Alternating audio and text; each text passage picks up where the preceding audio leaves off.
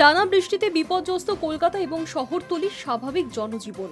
কলকাতার বেশ কিছু জায়গায় জল জমে গিয়েছে। কলকাতা পুলিশের সদর দপ্তর লালবাজারের সামনে কিছু জায়গায় জল জমতে শুরু করেছে।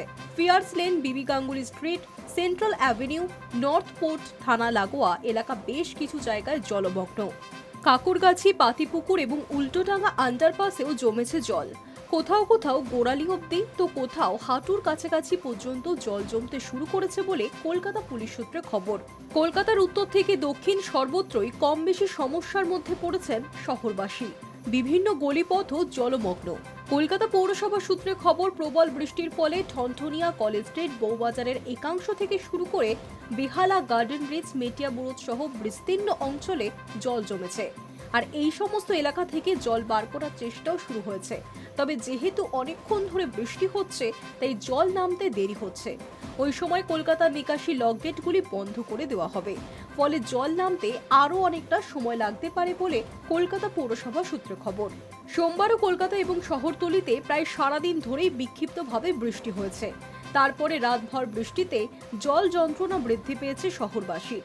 মঙ্গলবার সকাল হতেই দেখা গিয়েছে শহরের বিভিন্ন অঞ্চলে জল জমতে শুরু করে দিয়েছে। মঙ্গলবারও সারাদিন ধরেই কম বেশি বৃষ্টির সম্ভাবনা রয়েছে। আর সেক্ষেত্রে বৃষ্টির পরিমাণ আরও বৃদ্ধি পেলে জল জমার পরিমাণও বৃদ্ধি পেতে পারে বলে মনে করা হচ্ছে। রাজ্যে এই মুহূর্তে বর্ষার বাতাস অত্যন্ত সক্রিয়। সেই সঙ্গে গাঙ্গেয় বঙ্গের উপর রয়েছে একটি ঘূর্ণাবর্ত এবং দুটি অক্ষরেখা। এর প্রভাবেই বৃষ্টি হচ্ছে দক্ষিণের বিস্তীর্ণ অংশে। কলকাতাতে সোমবার রাত থেকে এক নাগাড়ে বৃষ্টি চলছে, যার ফলে শিয়ালদা মেন শাখাতেও কিছু জায়গায় লাইনে জল জমতে শুরু করেছে বলে প্রাথমিকভাবে জানা যাচ্ছে। মঙ্গলবার সকাল থেকে বেশ কিছু ট্রেন নির্ধারিত সময়ের চেয়ে কিছুটা দেরিতে চলাচল করছে।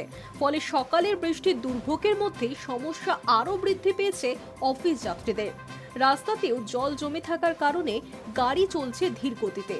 শহরের বেশ কিছু জায়গায় ফুটপাতও জল জমে গিয়েছে। ফলে পথচারীদেরও যাতায়াতের সমস্যায় পড়তে হচ্ছে। Hi News network.